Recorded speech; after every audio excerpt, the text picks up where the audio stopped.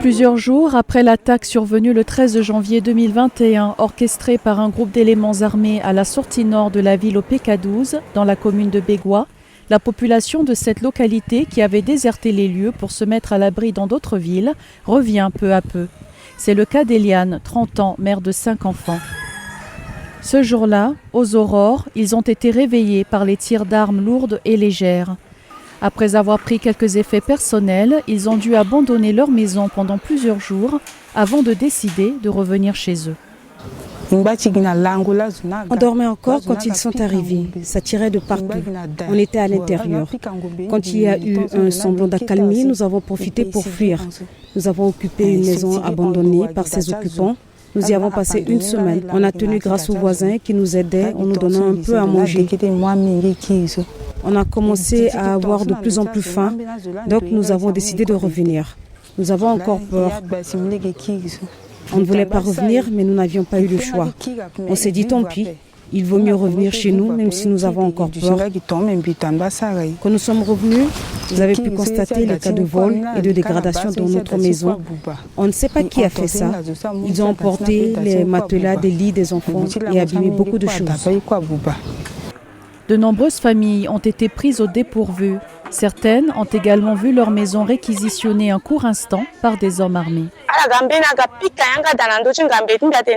Des rebelles sont arrivés ici dans le quartier et l'un d'eux est venu frapper à la porte de chez ma sœur.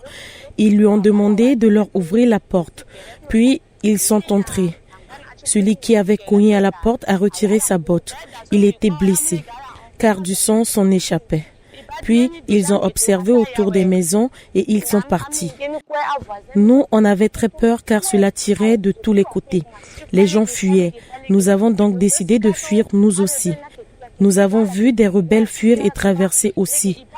Quand on les voyait, on avait peur. Nous avons réussi à atteindre les quartiers près de l'aéroport. Nous y avons trouvé une maison abandonnée et nous avons décidé d'y rester. Les conditions étaient très difficiles. Impossible de trouver à manger. Ici, je peux acheter des ingrédients, faire à manger et les vendre au bord de la route. Et avec l'argent gagné, je peux faire de la bouillie pour les enfants. Actuellement, au PK12, la population a repris ses activités économiques. Les forces de la MINUSCA et les forces de sécurité intérieure effectuent des patrouilles régulières afin de protéger et de rassurer la population. Actuellement, nous menons des opérations conjointes avec les FACA, les FSI et d'autres forces de la MINUSCA dans les environs de Bangui pour rechercher certains éléments qui sont dispersés. Ils effectuent des patrouilles quotidiennes pour renforcer la confiance de la population locale. Nous devons remercier la majorité des habitants de Bangui pour leur dynamisme et pour avoir donné des informations sur certaines poches ennemies, dont certaines ont été arrêtées.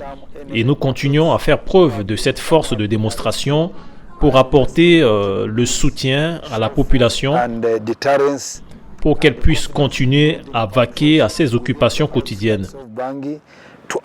Vous savez, il y a beaucoup de rumeurs qui circulent et c'est l'une des armes que les groupes armés utilisent pour faire peur à la population. Mais quand nous nous rapprochons de la population, si elle voit nos troupes, cela lui redonne confiance.